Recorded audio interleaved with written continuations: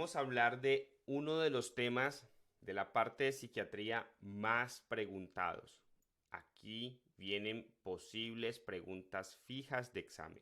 Entonces, mucha atención a este tema porque posiblemente vas a tener preguntas de esto en tu examen real. Vamos a hablar de las alteraciones alimenticias. Entonces, cuando hablamos de las alteraciones alimenticias, básicamente ponemos en contexto comparativo a dos patologías: la anorexia y la bulimia. Es muy sencillo, es muy fácil. Simplemente pongámosle atención y va a ser mucho más sencillo. Primer punto.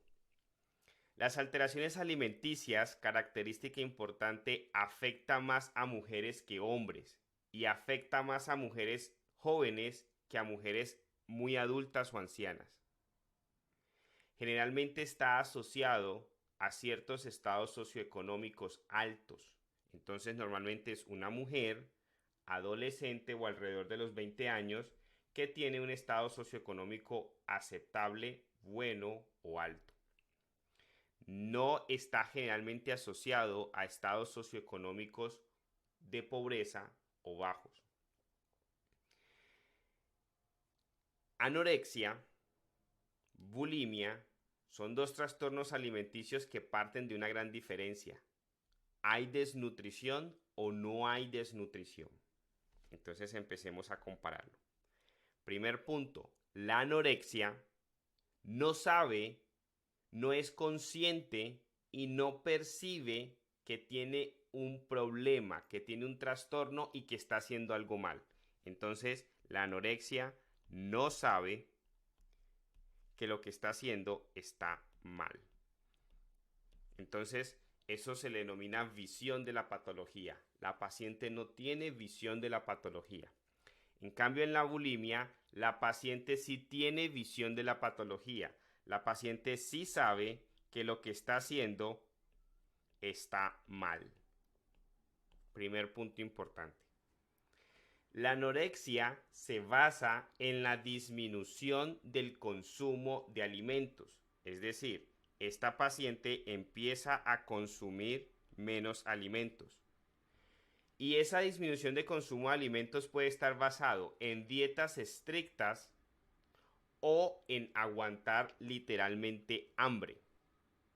Entonces empieza a estar basado en dietas estrictas. En cambio, la bulimia, por lo general el consumo de comida no está disminuido, sino que por el contrario está aumentado. Esa paciente come más de lo normal o come normalmente lo que se debe comer. Entonces viene el binge, que es lo que se denomina como esa cantidad grande de comida que como la borrachera de comida, como la hipersaciedad de comida, y después viene el purge. La paciente lo vomita, induce vomitarlo. Entonces se aumenta el consumo a través del binge, que es me emborracho de exceso de comida, de exceso de dulces, de exceso de cosas que me encantan, y después hago la purga. Entonces puedes encontrar que las pacientes con bulimia tienen posiblemente aumentado la cantidad de consumo de comida. Entonces eso lleva a una característica importante: el índice de masa corporal.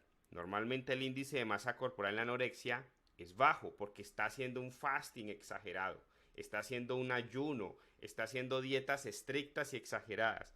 Entonces vas a encontrar que el BMI, el índice de masa corporal, normalmente en la anorexia está por debajo de 18. Es decir, empieza a estar por debajo de los rangos normales. En cambio, en la bulimia, el BMI puede estar igual o mayor a 25. Es decir, puede estar en el rango de la normalidad e incluso puede empezar a pasar al sobrepeso. ¿Qué sucede? El hecho de que la mujer con anorexia no consuma alimentos la empieza a llevar a la desnutrición. Entonces empiezan a aparecer todos los problemas de la desnutrición, déficit proteico y empieza a aparecer un tema importante para el examen: hipotiroidismo. Entonces, ese hipotiroidismo secundario a la disminución del consumo de comida se expresa en dos puntos importantes en el examen. La paciente te hace lanugo y la paciente te hace amenorrea. Pregunta de examen. En cambio, en el tema de la bulimia, esa asociación está dada más al tema de vómito y diarrea. Entonces coloquemos aquí vómito y diarrea. ¿Por qué? Recuerda que la paciente te está consumiendo altas cantidades de comida, que puede estarla llevando en ciertas ocasiones incluso al sobrepeso. La paciente hace esa borrachera, ese exceso de consumo de comida, después se arrepiente y va y vomita. ¿Qué sucede? Cuando esa paciente induce el vómito, empiezan a aparecer unas características típicas dentro de la pregunta o dentro de la característica clínica que te indica que esa paciente está vomitando frecuentemente. Entonces, resulta que cuando se vomita, se regurgitan ácidos gástricos. Esos ácidos gástricos empiezan a dañar el esmalte de los dientes y aparece erosión dental. Si te hablan de una mujer alrededor de los 20 años que te dicen que se emborracha de dulces, de confites, de candies, de comida y después el médico le encuentra erosión dental, tú puedes decir que esa paciente está vomitando. Resulta que cada que vomitamos empezamos a perder potasio y magnesio. Y recuerda, todo estado de vómito lleva a la alcalosis metabólica. ¿Qué pasa con el paciente niño recién nacido que tiene estenosis pilórica? Te hace alcalosis metabólica. ¿Qué pasa en un paciente que tiene una gastroenteritis viral y ha vomitado por 3 días? Te hace alcalosis metabólica. ¿Qué pasa en la bulimia? Está vomitando, entonces te hace alcalosis metabólica, te hace hipocalemia e hipomagnesemia. Pregunta o característica del examen.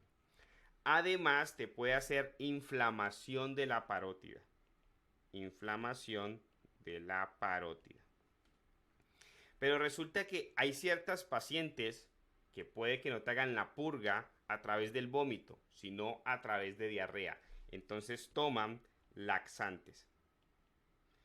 Y resulta que la diarrea, pierdes líquidos, te deshidratas al igual que el vómito, pero en vez de generarte alcalosis metabólica, te genera acidosis metabólica. Entonces, en ese caso encuentras acidosis metabólica. Punto importante. Anorexia no sabe que está mal. Bulimia sí sabe que está mal. Anorexia, disminución del consumo de alimentos. Bulimia, posible consumo normal o aumentado. Anorexia, desnutrición. BMI bajo. En cambio, bulimia, no hay desnutrición. El BMI puede estar normal o ligeramente elevado. La anorexia te hace hipotiroidismo, expresado en lanugo y amenorrea. La bulimia te hace erosión dental, alcalosis metabólica, hipocalemia, hipomagnesemia, inflamación de la parótida expresado por el vómito o acidosis metabólica expresado por los laxantes. Sucede que la bulimia, debido a que no se desnutre, no necesita hospitalización. En cambio, la anorexia, si te empieza a llegar en rangos del BMI, del índice de masa corporal por debajo de 16, hay que hospitalizarla por el riesgo de muerte debido a desnutrición. Entonces, cuando una paciente está excesivamente desnutrida, no tiene sustrato para hacer moléculas, para hacer proteínas, para hacer membrana celular, para hacer células. Entonces la paciente se empieza a tornar leucopénica y con alteraciones electrolíticas e hipotiroidismo severo. Por eso hay que hospitalizarla. ¿Para qué se hospitaliza? Básicamente para hacerla comer y para balancear o tratar el desbalance electrolítico. Entonces esas pacientes se hospitalizan para hacerlas comer. Pero resulta que esa paciente, como no sabe que su patología está presente, no sabe que tiene un problema, no te va a comer. Entonces muchas veces toca forzarlas a comer o toca ponerles nutrición parenteral, nutrición por catéter central, ya sea subclavio o yugular. Y además, la paciente puede estar asociada a ciertos trastornos dismórficos. Recuerda que la paciente se puede ver obesa y realmente no está obesa. Y recuerda que ese Body Dysmorphic Disorder es esa paciente que ve los senos pequeños, pero están grandes, ya tiene prótesis. Ve su nariz fea y se la quiere operar. Es esa paciente que quiere cirugía plástica continuamente. Pero también se puede asociar a que se ve obesa, pero en realidad no está obesa. Entonces puede estar asociado a un Body Dysmorphic Disorder.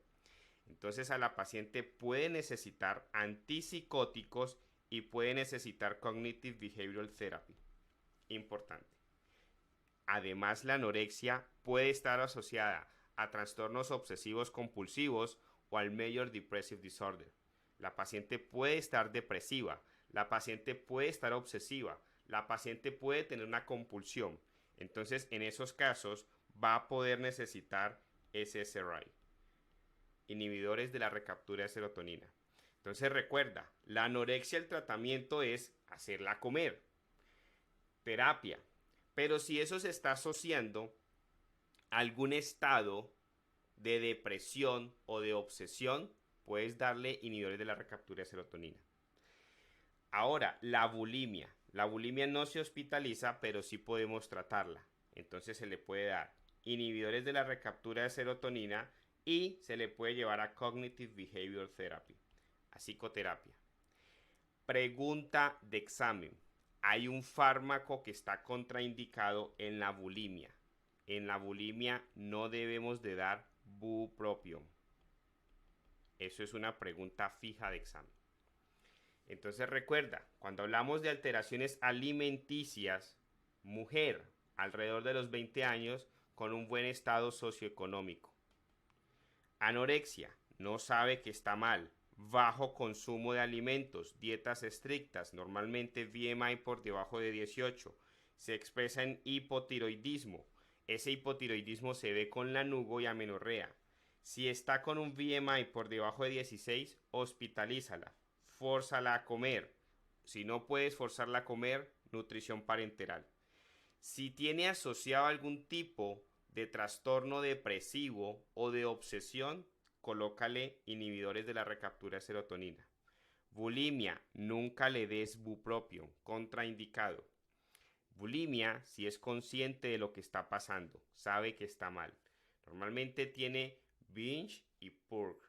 La paciente se hace o se come exceso de comida, se emborracha, digámoslo entre comillas, se hace como una alcoholización de comida y después lo vomita. BMI siempre está normal o ligeramente elevado. Característica que te va a colocar el examen: erosión dental, alcalosis metabólica, hipocalemia, hipomagnesemia e inflamación de la parótida. Si está haciendo diarrea por laxantes, acidosis metabólica. No necesita hospitalización. ¿Por qué? Porque no hay desnutrición. Tratamiento: inhibidores de la recaptura de serotonina y psicoterapia. Importante: alteraciones alimenticias, pregunta fija de examen. Con esto hemos hablado de un nuevo tema de psiquiatría: alteraciones alimenticias.